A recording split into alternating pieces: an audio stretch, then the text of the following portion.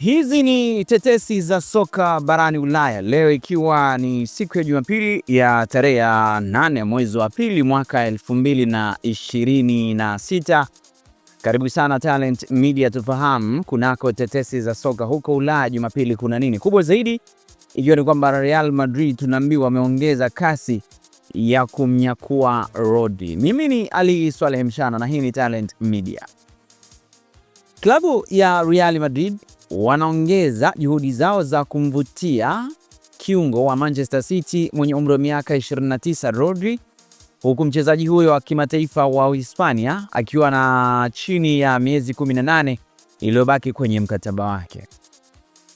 Sasa Arsenal nayo tunaambiwa wana nia ya kumsajili kiungo wa Bayern Munich Leon Goretzka kwa uhamisho wa bure msimu wa joto baada ya kuripotiwa kujaribu kumsajili mchezaji huyo wa kimataifa wa Ujerumani mwenye umri wa miaka 31 mwezi Januari.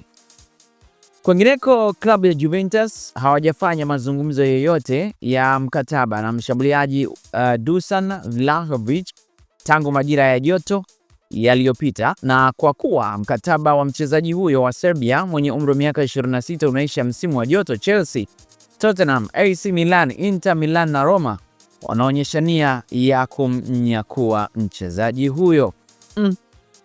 Itawezekana kweli, kwa sababu pia niliona kuna taarifa ambazo zilikuwa zinasema Benfica wametia mkazo zaidi kumpata mchezaji huyo. Sasa sijajua itakuwaje.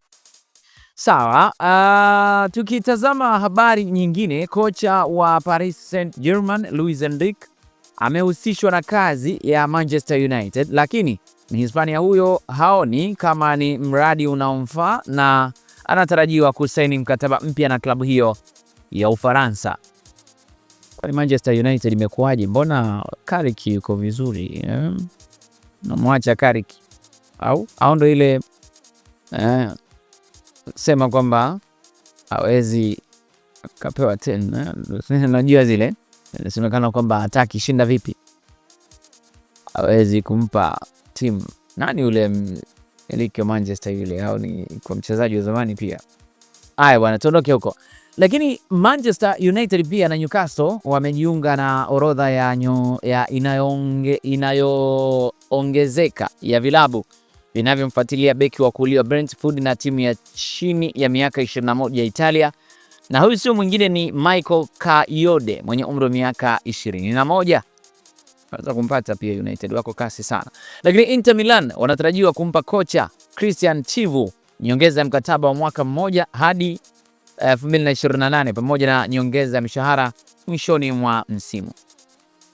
Kwingineko, mshambuliaji wa Argentina Paul Dybala mwenye umri wa miaka 32 na kiungo mshambuliaji wa Italia Lorenzo Pellegrini mwenye umri wa miaka 29 watalazimika kukubali kupunguziwa mishahara yao iwapo wanataka kubaki Roma, huku mikataba yao ikiisha msimu wa joto.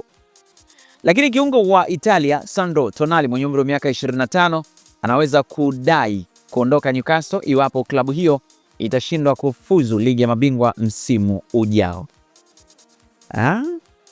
Taarifa hizo sawa, lakini hata hivyo Newcastle pia wanamwangalia kiungo wa Lyon mwenye asili ya England Tyler Morton mwenye umri wa miaka 23 kama mbadala wa Tonali, huku Crystal Palace na Nottingham Forest pia wakivutiwa na mchezaji huyo wa zamani wa Liverpool. Tuhitimisha na taarifa kutoka Barcelona, ambapo tunaambiwa Barcelona wameamua kufanya uhamisho wa mkopo wa mshambuliaji wa England Rashford mwenye umri wa miaka 28 kutoka Manchester United kuwa wa kudumu.